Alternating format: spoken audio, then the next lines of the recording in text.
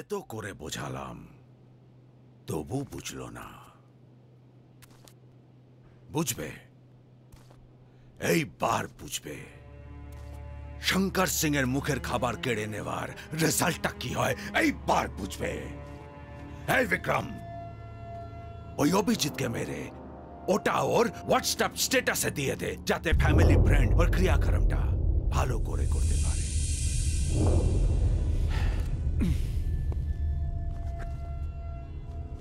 ভাই, তুমি এতদিন যা যা বলেছো আমি তাই তাই করেছি। তুমি তো জানো এসব খুনটুন করা আমার ক্যারেক্টারে নেই। তাহলে ক্যারেক্টারটা পাল্টে ফেলো, নাহলে অভিজিৎ সরকার আমাদের লাইফটা পাল্টে দেবে। বিক্রম, হাফিজ করে দে মালটাকে।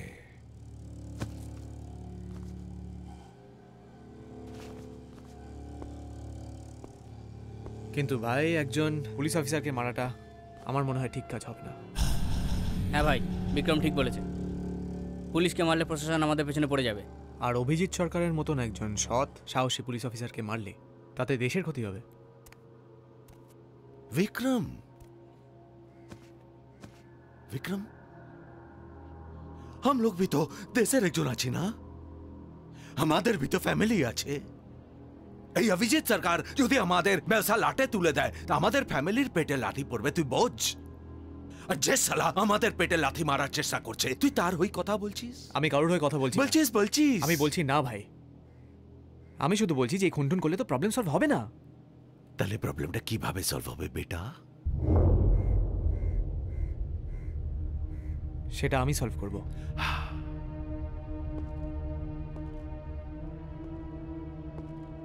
এতদিন রানীপুরের যখন যা যা প্রবলেম হয়েছে সব আমি সলভ করেছি, এটাও আমি করব, কিন্তু সেটা আমার স্টাইলে।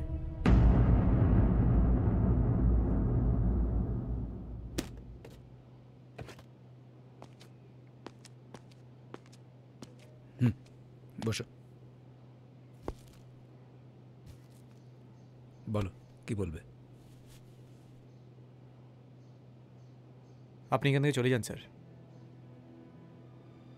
আপনি শঙ্কর সিং এর পেটে লাথি মেরেছেন, ও আপনাকে ছাড়বে না।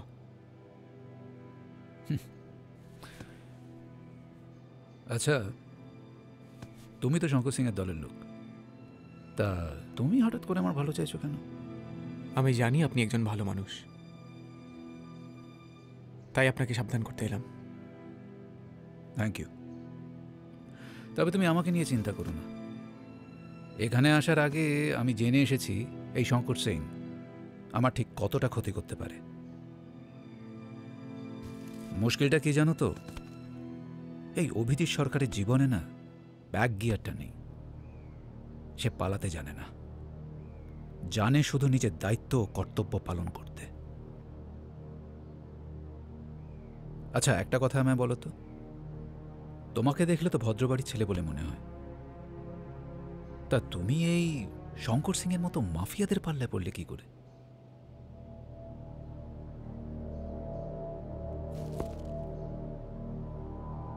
আপনাকে বলেছিলাম না স্যার, পেটের জ্বালায় কেউ 7-5 কেন, 1-2 ভাবে না।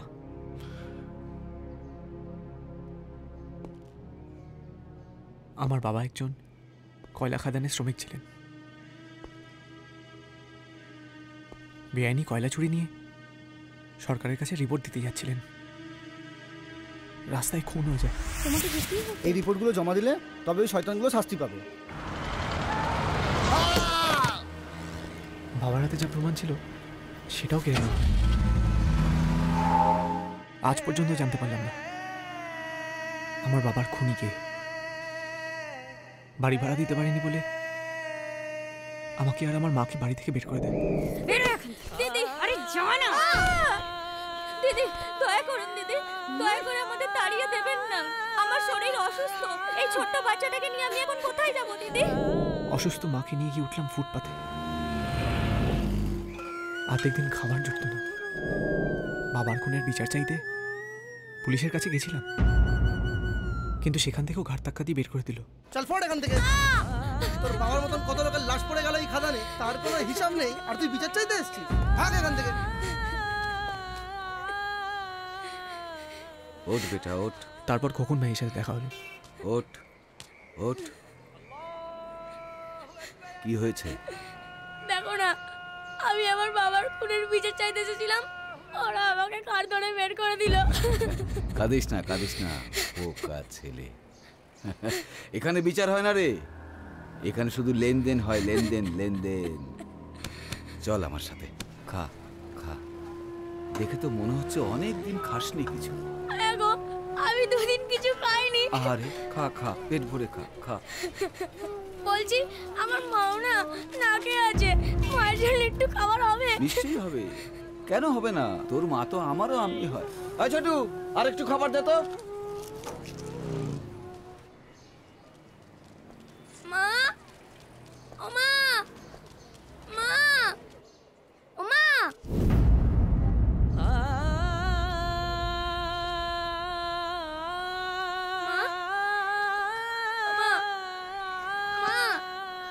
মা দেখো, আমি তোমার জন্য খাবার নিয়ে এসেছি। মা, মা তুমি কথা বলো। মা, আমি তোমার জন্য খাবার নিয়ে এসেছি। মা, ও মা। মাও আমাকে ছেড়ে চলে গেল। আমি প্রতিজ্ঞা করছি মা, আজ থেকে আমি বেঁচে থাকতে এই রানীপুরে কেউ কোনোদিনও না খেতে পেয়ে বিনা চিকিৎসায় মারা যাবে না। এটাই তোমার বিক্রমের শপথ। বলো খোকন ভাই, কি কাজ করলে আমি অনেক টাকা রোজগার করতে পারবো? কয়লা, কয়লা হলো হিরে। এখানে কয়লা যার, এই এলাকা তার। পারবি? কয়লা চুরি করতে পারবি? কেন পারবো না? নিশ্চয়ই পারবো, ইনশাআল্লাহ। তোমার আশীর্বাদ থাকলে অবশ্যই পারবো। বাহ, চল তুই আমার সাথে চল। তোর মতো আরো একটা বেটা আছে আমার কিসমত, সেও অনাথ বেটা আছে। হ্যাঁ, তার সাথে তোর আজ আলাপ করিয়ে দেব। তারপর তোরা দুজনে মিলে একসঙ্গে কাজ করবি। তখন থেকে পেটের জ্বালায় কয়লা চুরি করতে শুরু করলাম, আর নাম লেখালাম শঙ্কর সিং এর দলে। বলছিস কি রে? সাজ বলছি ভাই।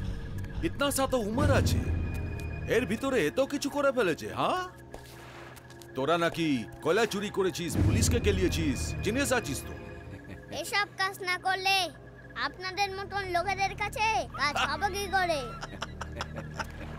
আরে বাত মে তো বহুত দম হ্যাঁ। এর জন্যই তো আপনার কাছে নিয়ে এসেছি শঙ্কর ভাই। হ্যাঁ, কি নাম আছে তোদের? বিক্রমজিৎ। কিসমত আলী। আমার ওই কাম করবি? কেন করব না? মাল দিলেই সব করব। কতটা কয়লা চাই? 1 লরি, 1 মালগাড়ি, না পুরো খাদান?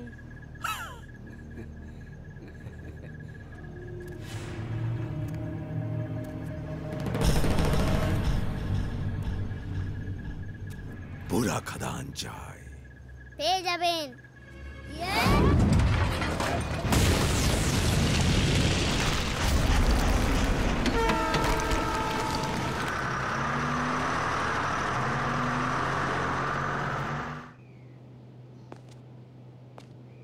তোমার বাবার নাম কি ছিল?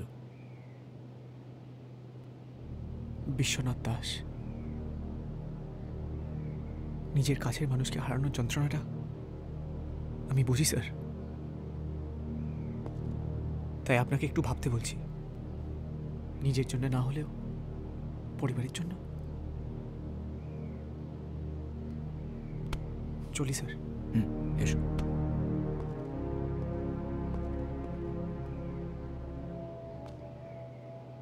তোমার বাবার খুনিকে আমি খুঁজে বার করবই।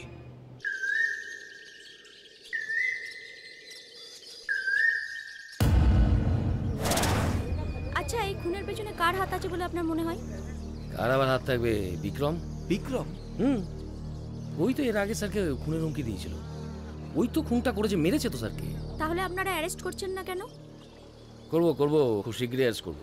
আগে তো খুঁজে বার করতে হবে বিক্রম কোথায়। দেখছি কি করে। এই স্যারের বডিটা তুলে নিয়ে এসো।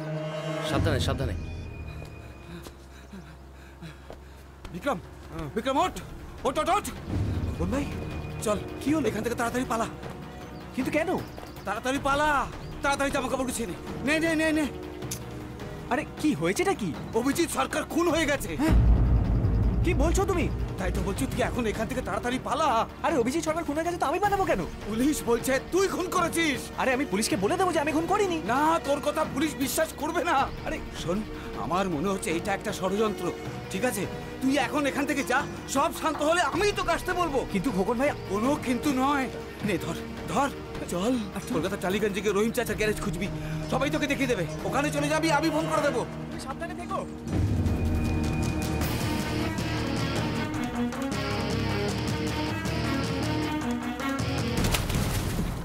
কুল মাফিয়া বিক্রম দাদাকে খুন করেছিল। কুল মাফিয়া বিক্রম দাদাকে খুন করেছিল। কুল মাফিয়া বিক্রম দাদাকে খুন করেছিল।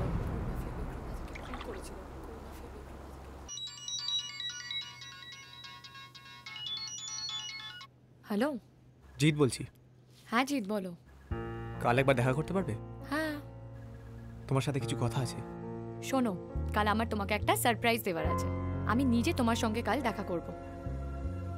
ওকে? ঠিক আছে।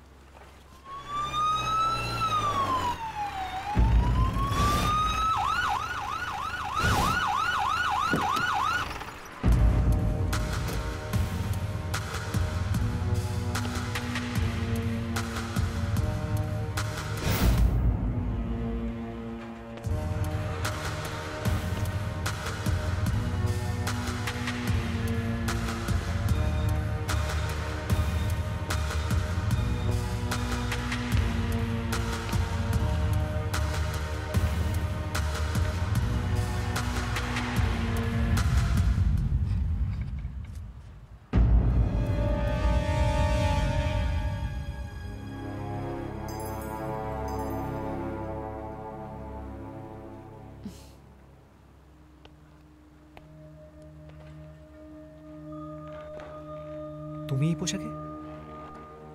অবাক হয়ে গেলে তাই না?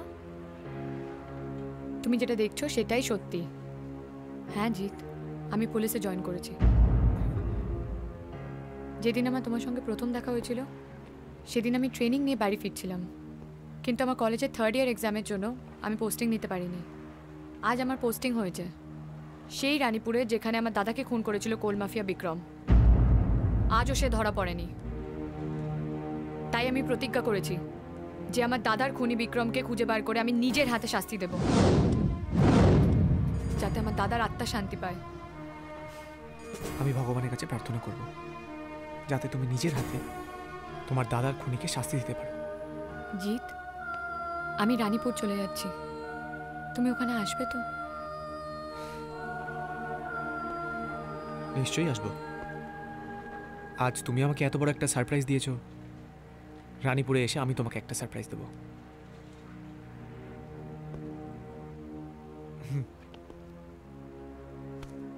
Best of luck. Thank you. আমি আসি বাবা। আয় মা। আসিব। এ কি বৌদি, তুমি কাঁদছো কেন? আমার খুব ভয় লাগছে, আমার তোর জন্য খুব ভয় লাগছে। তুই আবার সেই রানীপুরেই যাচ্ছিস?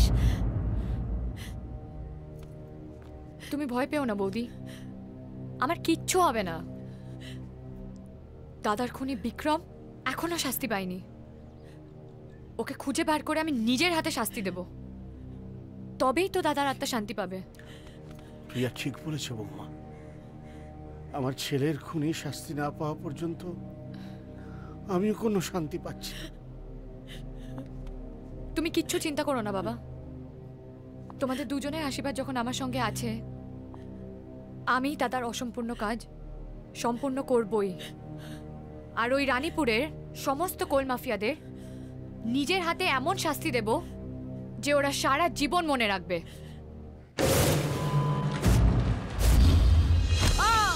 এই সালা টাকা বার কর। বাবু, সামান্য টাকা রোজগার করি, তা যদি আপনাদের দিয়ে দিই তাহলে আমাদের কি করে চলবে বাবু? এখানে কাজ করতে গেলে অর্ধেক টাকা আমাদেরকে দিতে হয়। টাকা দিবি না? চল সালা, এই সালা মালটাকে খাবার করে।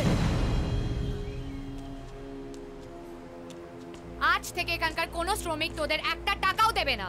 এই কে হবে তুই? ভালো চাস তো চুপচাপ এখান থেকে কেটে পড়, নালে তোকেও ওর মতোই পেটাবো। এই ভুলটা করিস না, নালে দেখবি তোর বডি আছে কিন্তু তোর হাত নেই, বা দেখলি তোর হাত আছে বডি নেই। এখানকার শ্রমিকরা আজ থেকে তোদের একটা টাকাও দেবে না, এটাই আমার শেষ কথা। মার শালিকে।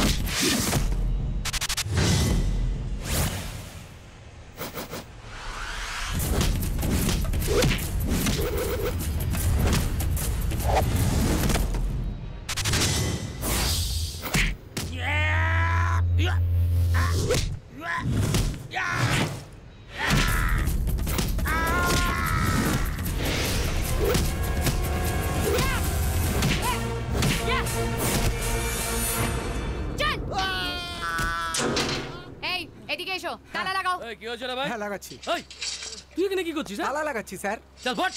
Okay sir. তালা লাগাচ্ছি। এই নিরীহ ছেলেগুলোকে আপনি লকআপে ঢোকালেন কেন? নিরীহ ছেলে? এই নিরীহ ছেলেগুলো নিরীহ শ্রমিকদের থেকে জোর করে টাকা নিচ্ছিল। তাতে আপনার কি? এটা আমাদের দায়িত্ব, আমাদের ডিউটি। আপনারা যে কত ভালোভাবে ডিউটি করছেন সেটা আমি নিজের চোখেই দেখতে পাচ্ছি। শুনুন শুনুন শুনুন, আপনি না বড্ড বেশি বাড়াবাড়ি করছেন। বেশি বাড়াবাড়ি করলে না আপনাকে শুদ্ধ লকআপে ঢুকিয়ে দেবো। আর এইসব কেসে আপনারা তো নাক গলাবার কি আছে? হ্যাঁ, কে আপনি? আমি কে জানতে চান আপনি? আমি কে?